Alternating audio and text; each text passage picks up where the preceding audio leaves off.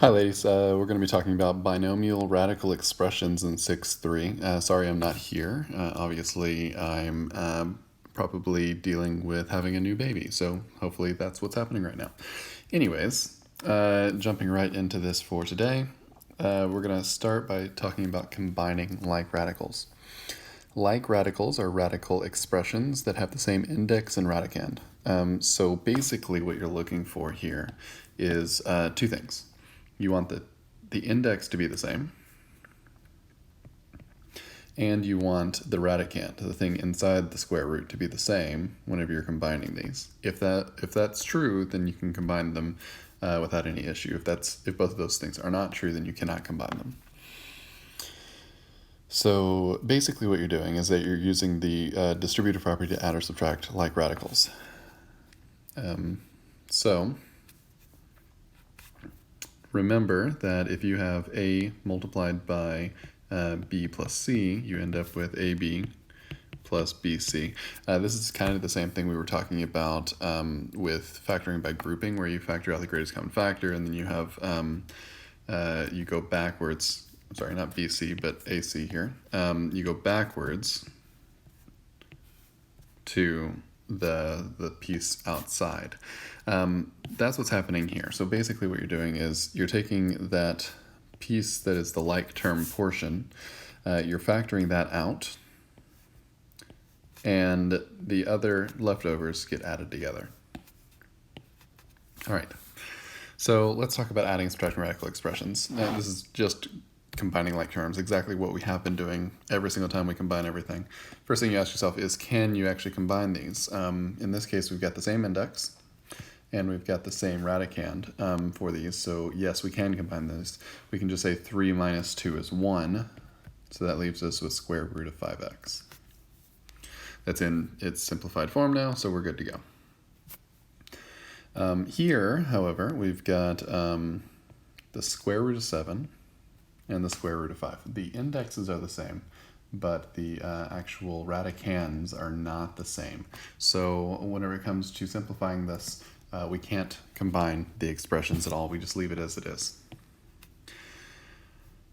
We then have the cubed root of 7xy minus the fifth root of 7xy. Here, indexes are different. We can't combine these expressions either. All right, so the only one that we can actually combine. So I'm going to write cannot combine and cannot combined. The only one we can actually combine would be the first one there. And that's because they have the same indexes, same radicands. All right, here's your checkpoint. Go ahead and pause the video at this point if you'd like to practice, and I'll put the answers on the board.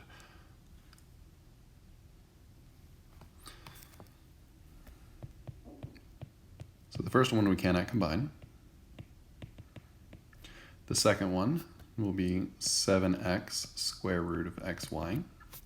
And then the last one is 2 fifth root of 3x squared. All right, using radical expressions. So in the stained glass window design, the side of each small square is 5 inches. So basically the side of each small square is 5 inches. Find the perimeter of the window to the nearest tenth of an inch. Well, the length of the diagonal of a square with side s is s square root of 2.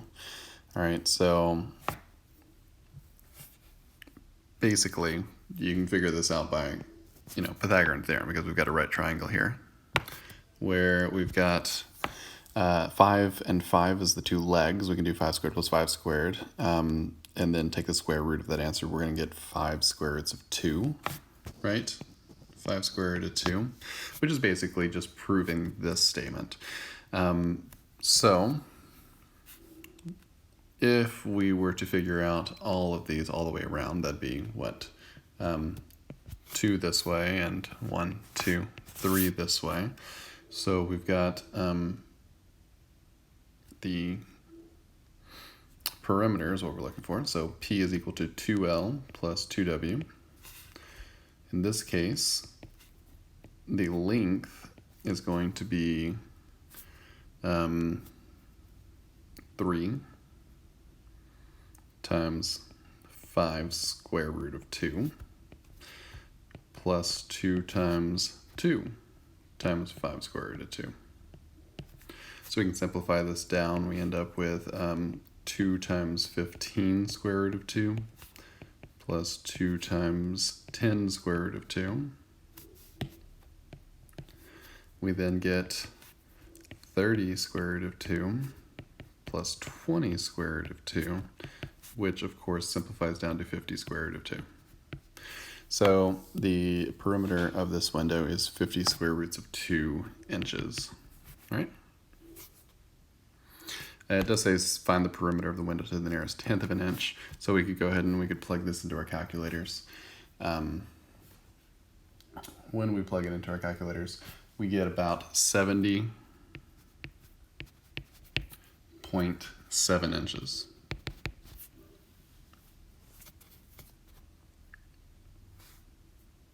All right, so our checkpoint here is find the perimeter of the window if the size of each small square is 6 inches. So I'm going to go back to here real quick. We'll make some adjustments, and then I will pause it for you. So we're changing all of these to 6 inches instead. Find the perimeter. I'm going to put the answer on the board now. So the answer here is approximately 84.9 inches.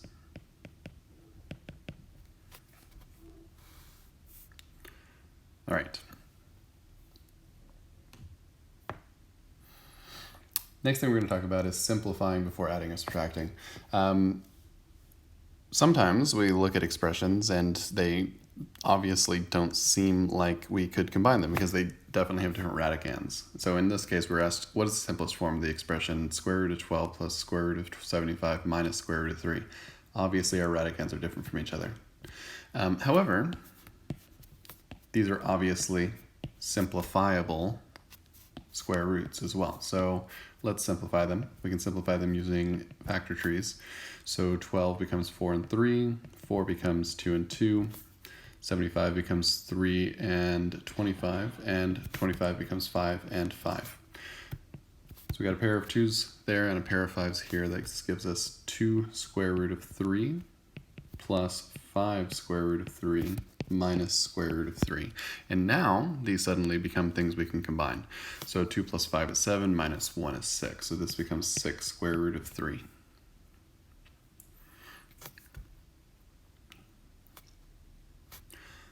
Your turn to try. Please look at the expression, simplify it. Go ahead and pause the screen.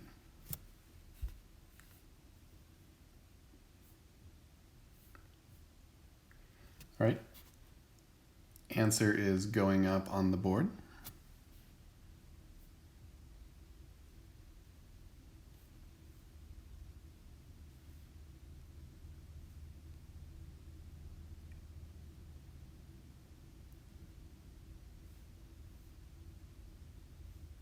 Once I find the answer.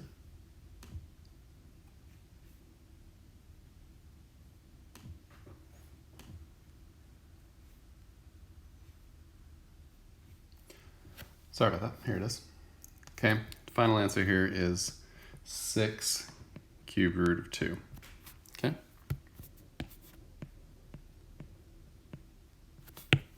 Six cube roots of 2. All right. Next, we're going to talk about multiplying binomial radical expressions.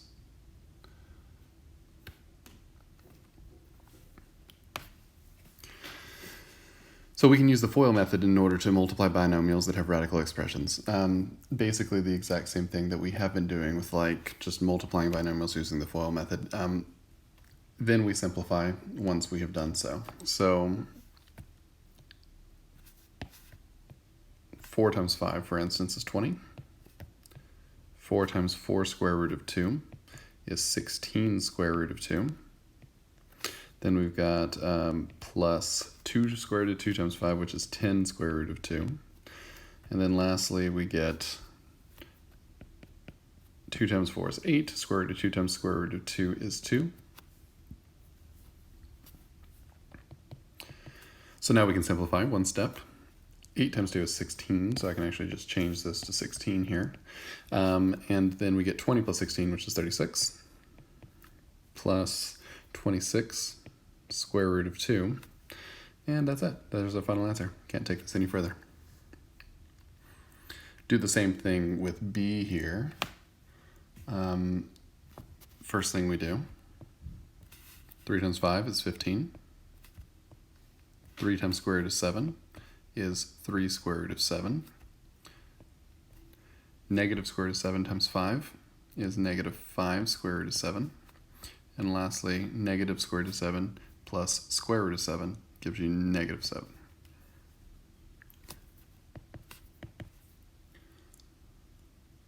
So this gives us 15 minus 7 is 8. And then we end up with minus 2 square root of 7. All right, again, you get a checkpoint here. Feel free to pause the screen. The answer is 46 plus 16 square root of 5.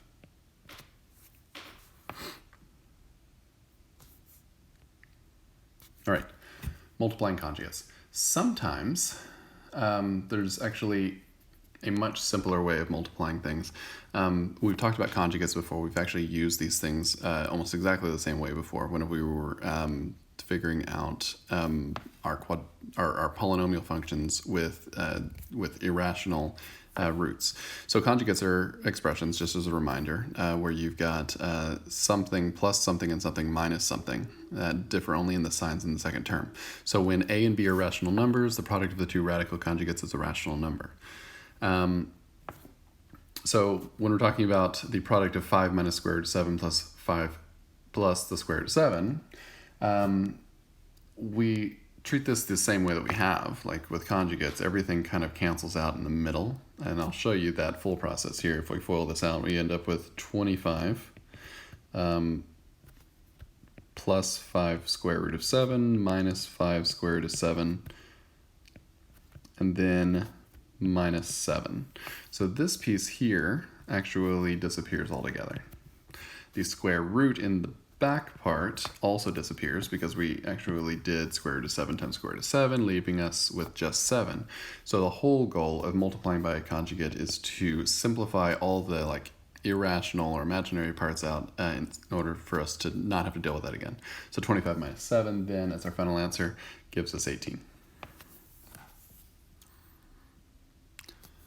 Now, using this rule, we know this is going to happen, so we can actually jump to that without actually doing that step. We can just do 5 squared minus the square root of 7 squared. Doing the same thing here, and that just gives us 25 minus 7. We end up right back here. So same kind of idea. We don't have to actually do everything if we know we're multiplying by conjugates. All right, so your turn. Answer is going to go up on the board.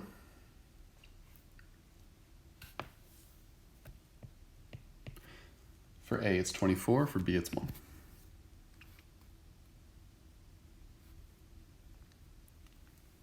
All right. Rationalizing the denominator, whenever we have these rational statements, actually allows us to using conjugates allows us to rationalize a lot easier. So sometimes the denominator is a sum or difference involving radicals. If the radical expressions are square roots, you can rationalize the denominator by multiplying the numerator and the denominator by the conjugate of the denominator. So here, for instance, how can you write the expression with a rationalized denominator? We multiply the top and the bottom by the conjugate. So square root of 5 plus square root of 2. Multiplied on the top and bottom. This will give us 5 plus 2 on the bottom. And on the top, we end up with 3 square roots of 2 times square root of 5, which is 3 square root of 10. And then 3 square root of 2 times square root of 2 gives us 3 times 2, which is 6. So we actually end up with 6 plus 3 square root of 10 over 7. If you're confused about why I turned this around, it's just the normal way of writing mathematics. You put your irrational parts after your rational parts in a number. So 6 plus 3 square root of 10 over 7 is our final answer here.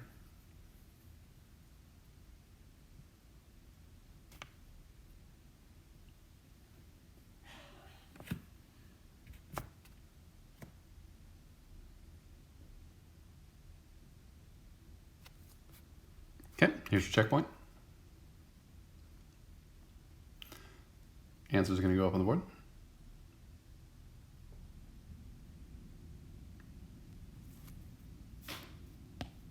For A, you should have gotten negative square root of 21 minus square root 35. For B, you're looking at 1/3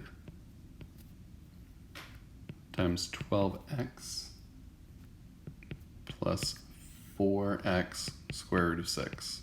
That's the way the book wrote it. You're probably actually seeing this as all of this over 3. And this is actually just fine to write it this way. Don't get confused either way. All right. That's it for this lesson. Thanks, guys.